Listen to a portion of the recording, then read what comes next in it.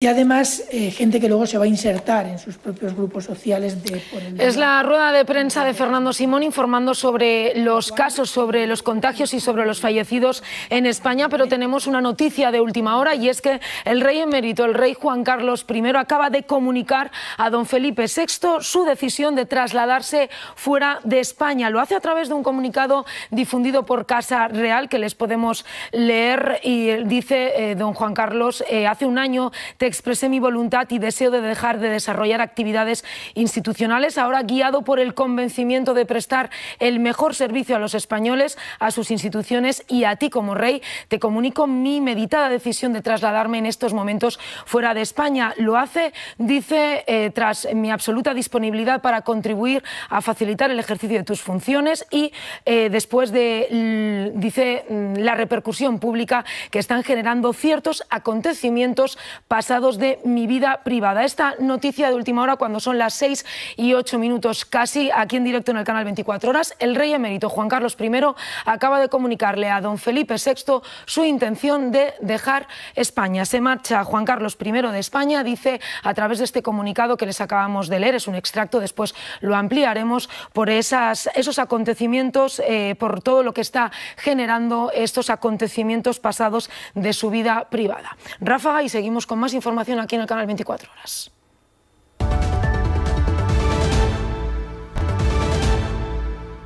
Vamos ya a ampliar esa noticia que conocíamos esta tarde. Juan Carlos I ha anunciado que se marcha de España. Alejandro Riego, buenas tardes. El rey emérito lo ha anunciado en una carta que ha enviado a Felipe VI. ¿Qué tal? Buenas tardes desde las puertas del Palacio de la Zarzuela. Esa carta la hemos conocido cuando pasaban apenas unos minutos de las 6 de la tarde. Una carta fechada en el día de hoy, 3 de agosto, en la que don Juan Carlos se dirige a su hijo y le dice que ante la repercusión pública que están teniendo acontecimientos pasados en su vida privada, es decir, toda esa información que estamos conociendo de presuntas comisiones de cobro de dinero en paraísos fiscales, y para facilitar sus funciones y prestar un mejor servicio a la corona, le comunica que ha meditado su decisión de trasladarse en estos momentos fuera de España. Es decir, el rey Juan Carlos habría abandonado ya el Palacio de la Zarzuela, se traslada a un destino que aún desconocemos. Dice que es una decisión que ha tomado con gran serenidad, que es lo mejor para España. En esa misma carta el rey Felipe hace constar su agradecimiento a su padre y pone en valor la importancia histórica, el legado institucional de don Juan Carlos durante sus 39 años de reinado. Por tanto, don Juan Carlos saldría del Palacio de la Zarzuela, de la que ha sido su residencia durante casi 60 años. Sabéis que la Fiscalía del Tribunal Supremo ha puesto en marcha una investigación por presunto delito fiscal y de blanqueo tras conocerse esas informaciones.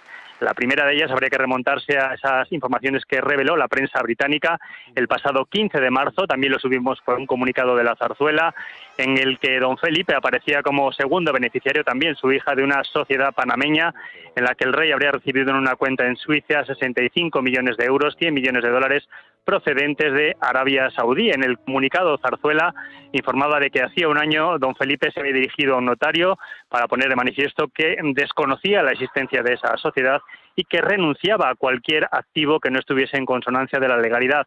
Además, ese 15 de marzo, y en ese mismo comunicado, se ponía de manifiesto que don Felipe renunciaba a la herencia de su padre y le retiraba la asignación económica que recibía del presupuesto de la corona, que eran aproximadamente unos 200.000 euros al año. También recordaros que don Juan Carlos se apartó de la vida institucional el año pasado, el 27 de mayo de 2019.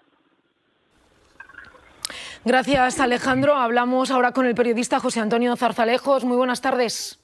Hola, muy buenas tardes. ¿Más tarde o más pronto esperaban esta decisión? Sí, esta decisión era esperable. El 16 de marzo pasado escribí precisamente un artículo titulado "El exilio de Juan Carlos I", en la que ya se podía prever que esta era una de las salidas posibles a la situación que a la monarquía y a la jefatura del Estado había creado los comportamientos, las conductas de momento irregulares, eventualmente o presuntamente delictivas, de Juan Carlos I. Y por lo tanto es coherente con esas circunstancias, que el rey, por una parte, abandone la zarzuela, en segundo lugar, no disfrute de ningún otro edificio que pertenezca a patrimonio nacional o al Estado, y en tercer lugar, que salga del país con el compromiso que ya ha asegurado su propio abogado de estar siempre y en todo caso a disposición de la justicia, sea del Ministerio Fiscal, sea de la Sala Segunda del Tribunal Supremo. Y por lo tanto, esta es una solución que era, digamos, predecible desde hace ya bastante tiempo. ¿Qué supone para la corona la marcha de Juan Carlos? Bueno, para la corona supone una crisis indudable, y negarlo no tiene ningún sentido, pero implica que el rey, con el conocimiento y el respaldo del gobierno, porque estas cosas no se pueden, estas decisiones no se pueden adoptar sin que el gobierno no solamente las conozca, sino que también las respalde, toma una decisión gravísima, pero necesaria, es decir, que la cercanía del rey emérito al jefe del Estado, a Felipe VI, no distorsione la imagen de la corona, no la siga distorsionando, y por lo tanto también es una medida punitiva, porque que el que ha sido rey de España durante 38 años tenga que abandonar el país en estas circunstancias implica también una punición, una punición por unas conductas que en este momento, insisto, son irregulares y que pudieran llegar a ser incluso delictivas. De marcha necesaria y de esa crisis abierta en el seno de la corona, pero no sé si la marcha de Juan Carlos I conseguirá precisamente atajar esa crisis. Bueno, vamos a verlo. No podemos hacer anticipaciones ni negativas ni positivas. Hay un hecho cierto, y es que el rey Felipe VI ha reaccionado con contundencia, digamos, sugiriendo a su padre que debe tomar la medida de exiliarse, autoexiliarse de España. Es una medida gravísima, extraordinaria, de un calado profundísimo, por la significación además que tiene Juan Carlos I como rey fundacional del sistema constitucional y de la monarquía parlamentaria. Esto va a ser apreciado en términos positivos por la opinión pública española, por la ciudadanía. Entiendo que sí, porque es una punición, es decir, una especie de sanción desde la propia familia real, desde el jefe de la Casa Real, el rey Felipe VI, a su padre. Y por lo tanto, la lectura, la interpretación de la medida tiene que ser la que se deriva casi literalmente. Es decir, el rey aparta a su padre de la cercanía física e incluso de la cercanía a los ciudadanos españoles y se desplaza, o se ha desplazado ya, creo que se ha desplazado ya, a un tercer país.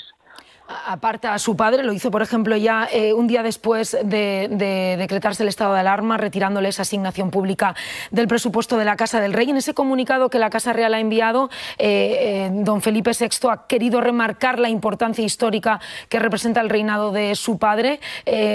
Hablabas del papel que había mantenido Felipe VI durante esta crisis, ¿el correcto a tu parecer? Sí. No sé si me oís, se ha cortado. Sí. ¿Me escuchamos, José Antonio? Sí, por supuesto. Vamos a ver, es que hay que saber distinguir los planos.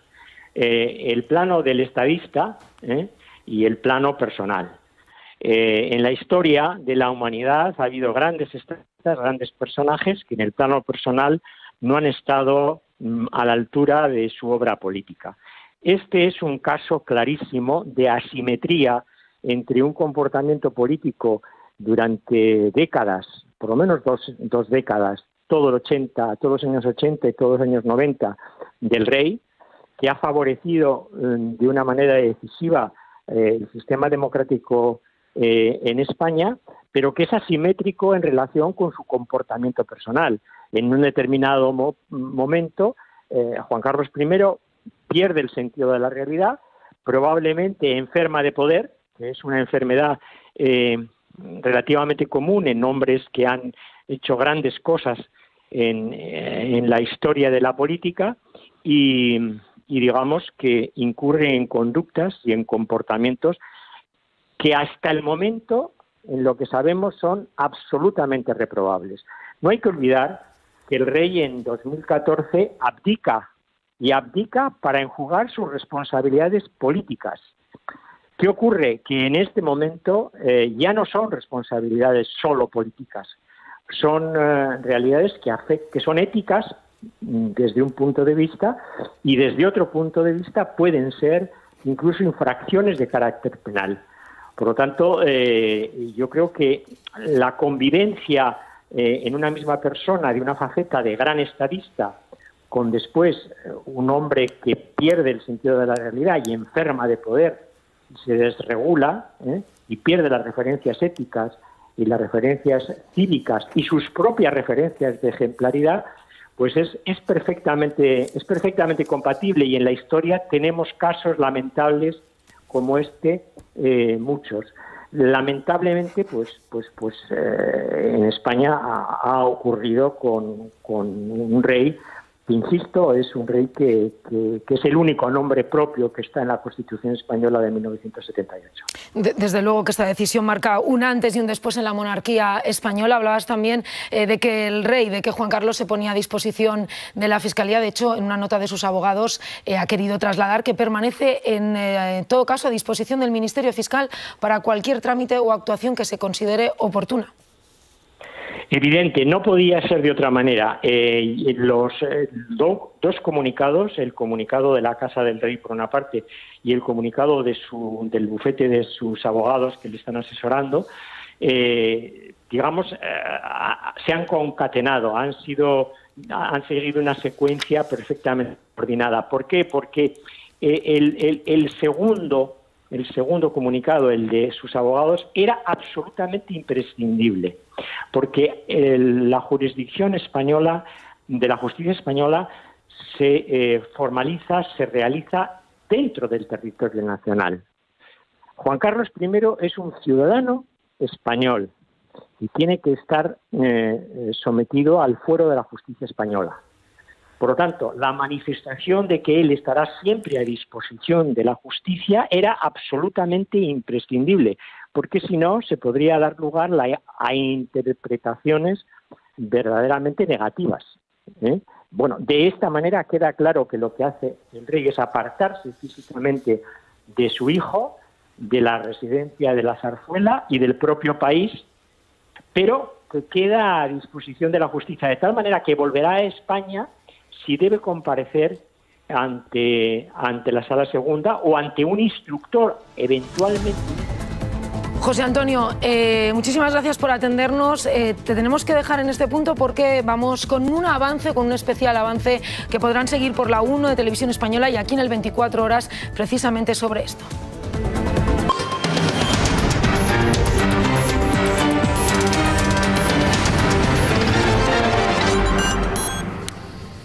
¿Qué tal? Muy buenas tardes. Comenzamos este avance informativo a través de la 1 y el canal 24 Horas tras conocerse que el rey Juan Carlos ha comunicado a su hijo el rey Felipe VI su intención de abandonar España. El rey emérito dejará de vivir en la Zarzuela tras las informaciones sobre su fortuna fuera de España.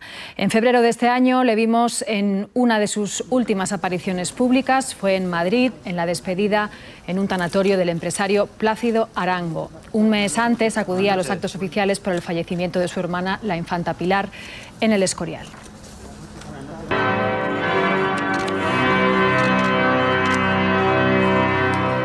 Juan Carlos ha comunicado su decisión de dejar el país en una carta dirigida a su hijo, el rey Felipe VI. En esa carta se refiere a las noticias que se han conocido sobre su patrimonio como acontecimientos pasados de su vida privada.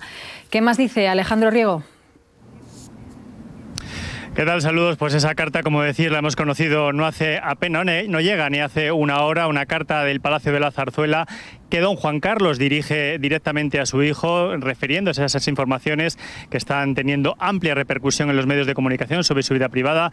Dice don Juan Carlos que después de meditarlo mucho y como mejor servicio a la corona, a España y también a su hijo, al rey Felipe, ha meditado y que la mejor decisión, dice, es trasladarse fuera de España. Es una carta importante en la que no se utiliza la palabra exilio. Don Juan Carlos comunica, dice, que se traslada en estos momentos fuera de España, por lo tanto, a fecha de hoy habría salido del Palacio de la Zarzuela, una decisión, dice, tomada con gran serenidad, y en la misma carta don Felipe agradece expresamente el gesto de su padre y pone en valor, dice, la importancia histórica en sus 38 años, largos 38 años de reinado. La salida de don Juan Carlos de la Zarzuela supone esa salida del que ha sido su domicilio de cerca de casi 60 años. Hay que recordar que la Fiscalía del Tribunal Supremo ha abierto una investigación sobre esas informaciones, esas presuntas donaciones, comisiones, cuentas offshore en paraísos fiscales, remitiéndonos al pasado 15 de marzo.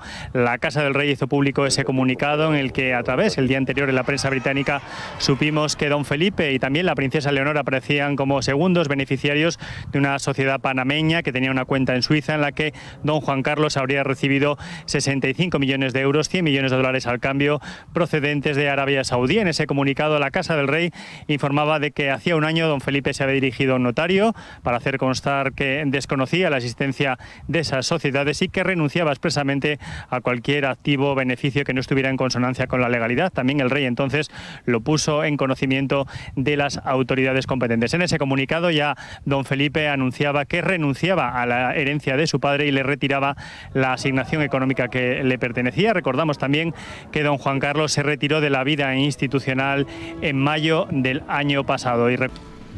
Juan Carlos I ha emitido un comunicado esta tarde en el que anuncia que se marcha de España. El rey emérito dice que es una decisión que toma con profundo sentimiento, pero con gran serenidad. Juan Carlos I anuncia esta decisión después de que se destapara el presunto cobro de las comisiones de las obras del AVE del desierto en Arabia Saudí.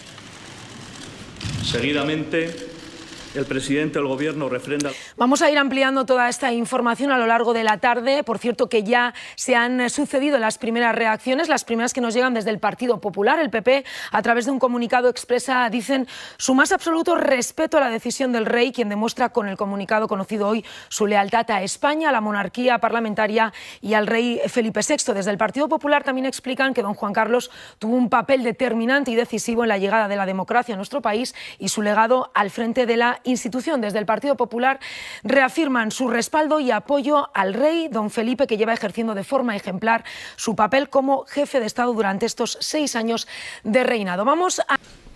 Bueno, sobre esa decisión del rey Juan Carlos de marcharse de España, de momento Moncloa no se ha pronunciado, sí lo ha hecho el Partido Popular. Almudena Guerrero. Sí, respecto a la decisión de don Juan Carlos, destacan los populares el papel, dicen, determinante y decisivo del rey emérito en la llegada a la democracia a nuestro país y llamamiento a la unidad en torno a la figura del actual jefe de Estado. El primero en reaccionar ha sido la presidenta de la Comunidad de Madrid, Isabel Díaz Ayuso, en las redes sociales, que también ha destacado el trabajo histórico, dicen, de don Juan Carlos y ha trasladado su firme confianza en la monarquía encarnada en la figura de Felipe VI. Muy crítico Pablo Echenique, desde Unidas Podemos, también en las redes sociales, dice que esta decisión no soluciona nada y asegura que su partido seguirá trabajando para explorar todas las vías y así poder conocer la verdad. Gracias, Almudena. Ya saben que vamos a ir ofreciéndoles todas las reacciones de esta noticia que hemos conocido esta tarde. Hablamos ahora contemporánea de la UNED y miembro de la Cátedra Monarquía Parlamentaria. Muy buenas tardes, Ángeles. Hola, buenas tardes. Bueno, en primer lugar, ¿qué repercusión puede tener esta decisión del rey emérito? Bueno, en principio parece ser que simplemente sale de España, pero queda a expensas de lo que haga la justicia. En realidad, lo que creo que la mejor solución para la corona en un Estado de Derecho, para la monarquía en un Estado de Derecho, que tiene su funcionalidad, desde luego, la monarquía por eso ha sobrevivido en un Estado de Derecho, pero hay que cumplir el Estado de Derecho. Entonces, simplemente estas cuestiones hay que aclararlas legalmente. Hay que aclarar lo que es verdad, lo que es mentira, y lo que sea verdad, pues hay que imputarlo, porque la inviolabilidad del rey es para el ejercicio del poder público, únicamente. ¿Cuál es el significado de la inviolabilidad del rey en la monarquía? Sí, yo creo que es que se contaba la anécdota de la reina Isabel II cuando decía por la inviolabilidad de los reyes que podría matar a Trump, ¿no?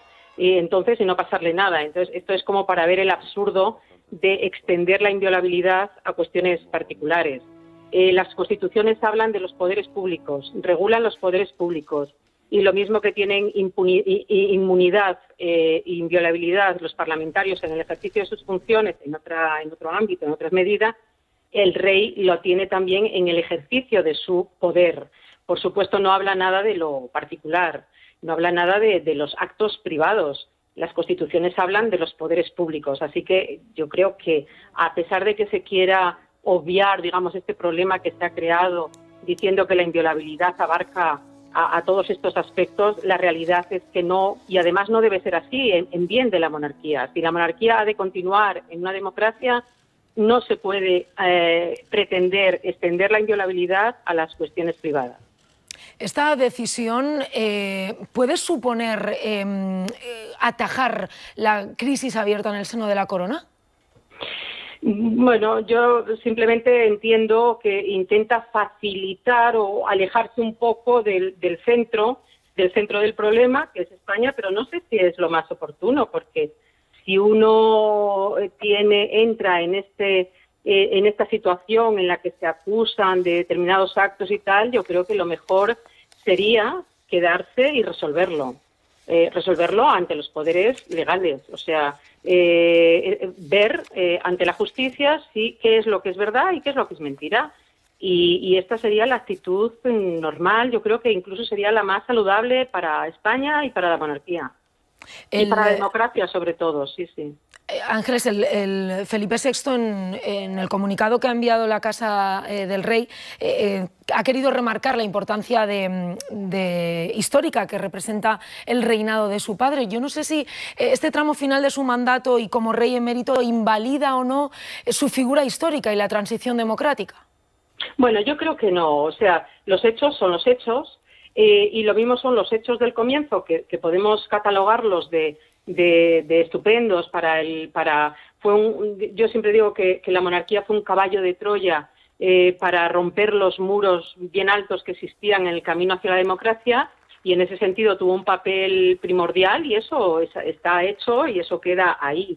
Pero eso, una cosa no tiene que ver con la otra, o sea, así es esa parte, y esta parte pues hay que ver cómo es, o sea, y por eso que hay que ver cómo es, lo mejor es enjuiciarlo, o sea, lo mejor es que antes se aclaren, se clarifiquen absolutamente todos los actos, los que sean punibles o los que no, y responder de los actos, porque estamos en un Estado de Derecho.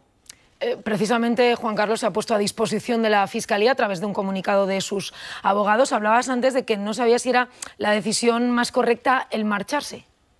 Sí, porque bueno, pues no hay que, en estos casos, fíjese que cuando uno está en dudas ante la justicia, lo primero que hacen es evitar que se marche del país, ¿no? Para poder enjuiciarlo cuando convenga. En este sentido hablo de que no sé si es lo más apropiado, o sea, quizá lo correcto es que se quede y afronte los hechos, los que sean, para bien y para mal, que se defienda en aquellos, o sea, que desde luego hay que preservar el principio de inocencia, claro, pero para eso hay que enjuiciarlo y poder ver qué es lo que ha sido mal hecho y lo que no. En cualquier caso, esto supone un distanciamiento, podemos decir, definitivo entre padre e hijo, un distanciamiento que ya se ha ido agravando, haciendo más presente en los últimos meses. Por ejemplo, un día después de declararse el estado de alarma, ya vimos cómo renunció Felipe VI a la herencia de Juan Carlos I y también le retiró la asignación pública del presupuesto de la Casa Real. Bueno, pero esto más que padres e hijos, ¿no? Más que relación entre padre e hijo, lo que tiene que ver es con una exigencia, o sea, que Felipe VI se encuentra con la necesidad de actuar, de distanciarse de lo que en apariencia, hasta que no se demuestre lo contrario, pues es algo erróneo, ¿no? Y entonces no le queda, es su obligación. O sea, la monarquía tiene esas cosas, no solamente es una cuestión familiar, es una institución. Y como institución ellos lo entienden muy bien en ese sentido. Lo que es raro es que no entiendan también, o sea, o no se haya entendido si es que ha sido así, que estas cosas, una monarquía no puede caer en ellas, en estas debilidades, no puede. No puede porque no se puede sustituir. O sea, normalmente un rey, el principio de la monarquía es precisamente la heredad, y en principio se mantiene toda la vida, así que no se cuenta con que cometa errores que obliguen a ¿cuáles son las dos salidas? Hombre, si hay opción de abdicación, se puede abdicar, pero si no, hay que acabar con la monarquía. O sea, es un riesgo muy grande. Por lo tanto, estas cosas no pueden suceder. Y eso lo tienen que saber igual que saben cuál es el tratamiento dentro de la institución, que no tiene por qué afectar a lo que es el sentimiento familiar, vamos. Ángeles Lairo, profesora titular de Historia Contemporánea de la UNED y miembro de la Cátedra Monarquía Parlamentaria. Muchísimas gracias por atendernos, por estar hoy con nosotros aquí en directo en la tarde en 24 horas. Pues un saludo. Bueno, pues nos vamos a Rodríguez. María, porque a esta hora el Gobierno guarda silencio sobre esa decisión de Juan Carlos I. Sí, como dices, el Gobierno a esta hora guarda silencio, ninguna reacción oficial desde aquí, desde el Palacio de la Moncloa. Fue el pasado 8 de julio, de hecho, cuando Pedro Sánchez calificó esas informaciones que empezábamos a conocer sobre don Juan Carlos como inquietantes y perturbadoras. La semana pasada, en una entrevista de televisión, el presidente del Gobierno volvió a remitirse a esas palabras, aunque Pedro Sánchez advirtió de que cualquier avance, cualquier decisión encaminada en aras de la transparencia y la ejemplaridad sería bien recibida, dijo textualmente Pedro Sánchez, por el Gobierno y también por la ciudadanía. Como decías, a esta hora el Ejecutivo guarda silencio. Mañana está previsto que Pedro Sánchez comparezca ante los medios de comunicación en el tradicional balance del curso político, así que suponemos que habrá alguna referencia de Pedro Sánchez a esta información. En cualquier caso, seguro habrá preguntas de los periodistas. De alarma por la pandemia, la Casa Real emitió un comunicado en el que anunciaba que Felipe VI